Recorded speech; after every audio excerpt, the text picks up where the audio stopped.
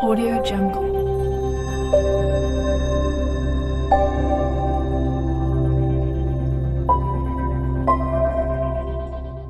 нашри дуюми бахши барномаи топ-10-ро пешкаши шумо мекунем. Барномаи имрӯзаи мо дар бораи топ-10 варзишгарони бои рӯи дунё мебошад.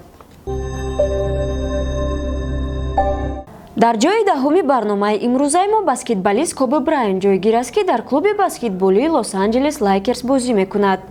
даромади яксолаи Брайант $49.5 миллион ташкил медиҳад, ки дар баскетболи имрӯза пули кам ба ҳисоб меравад. Вале фаромӯш намекунем, ки варзишгар 36 сола аст ва ин даромади яксолаи пирияш ба ҳисоб меравад. айни ҳол дар шоти банкии Коби Брайант тақрибан $305 миллион мавҷуд аст. дар ҷойи нуҳум Тайгер Вудс варзишгари намуди голф ҷойгир аст, ки солҳои охир дар рӯйхати варзишгарони бой хело поён фаромад ва даромади солонаи ӯ $50.6 миллион ташкил медиҳад. Вудс якчанд сол пеш дар ҷойи якум меистод бо даромади солонаи $115.7 миллион, вале солҳои охир бозиаш суст шудааст ва ҳозир Вудс ҳатто аз ҳама голфисти бой ҳам ҳисоб намехӯрад. дар ҷойи ҳаштум Фил Микелсон варзишгари навбатии намуди варзиши голф бо доходи солонаи $52.8 миллион. варзиши голф агар бо машҳурияташ ба футбол баробар ҳам нашавад, аммо дар гирдаш пули соз тоб мехӯрад. шоти банкии Фил $510 миллион ташкил медиҳад.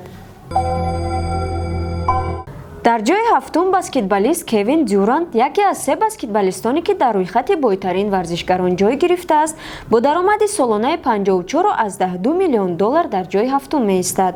соли гузашта Кевин дар ҷойи бистум буд, аммо контракти наваш бо клуби Оклахома, ки дар даромади солонаи ӯ $20 миллион дохил намуд, ба ӯ ҷойи ҳафтум дод. шоти банкии Кевин маълум нест.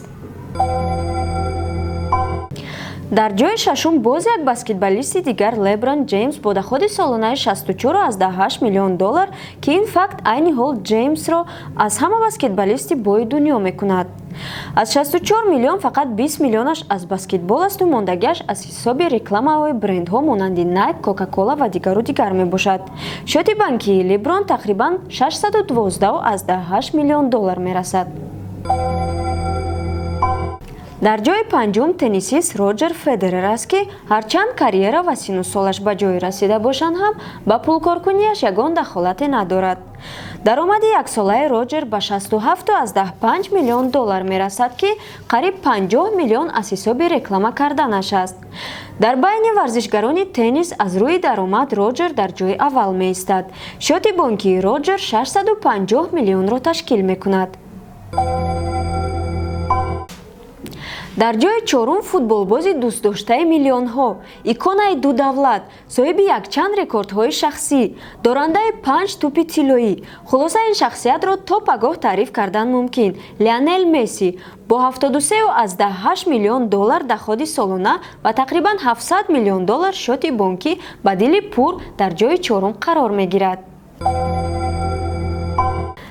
расидем ба ҷойи сеюм ва соҳиби медали биринҷии барномаи мо мешавад Криштиану Роналдо. ҳарчанд Роналдо бо бозӣ ва дастовардҳо аз Месси каме қафоам бошад, дар сумкоркунӣ бозингари португалӣ пешсаф аст. бо даромади солонаи $79.6 миллион ва шоти бонкии $746 миллион, Роналдо сазовори ҷойи сеюм аст. дар ҷойи дуюм варзишгари намуди бокс, ки солҳои охир ба варзиши сердаромадтарин мубаддал ёфт, ин Мэнни Пакьяо, ки даромади солонааш $160 миллион ташкил медиҳад. ҳарчанд боксёрҳо дар як сол шояд як баромад ҳам кунанд, аммо даромадашон хело баланд аст. масалан, чанд сол пеш муҳорибаи байни Пакьяо ва Мейвезер ба Пакьяо ҳамчун шахси муҳориба бохтагӣ $80 миллион фоида овард. шоти бонкии Мэнни Пакьяо маълум нест. дар ҷойи аввал ва сазовори статуси варзишгари бойтарини рӯи дунё, ин Флойд Мейвезер мебошад, ки даромади солонаи ӯ $300 миллион ташкил медиҳад. тавре ки каме пеш гуфтем, дар муҳорибаи зидди Пакьяо Мейвезер $120 миллион ҳамчун ғолиби муҳориба ба даст овардааст. дар муҳорибаи зидди Конор Макгрегор Мейвезер ҳамчун ғолиб тақрибан $300 миллион ба даст овардааст, ки рекорд дар байни варзишгарон ба ҳисоб меравад.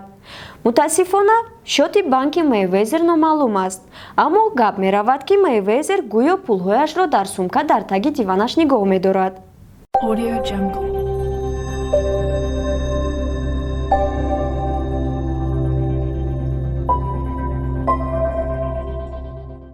агар барномаи мо ба шумо маъқул шуда бошад, зангулаву лайкро фаромӯш накунед ва ба канали мо обуна шавед ва дар комментарияҳо барномаи навбатиро дар бораи чӣ дидан мехоҳед нависед.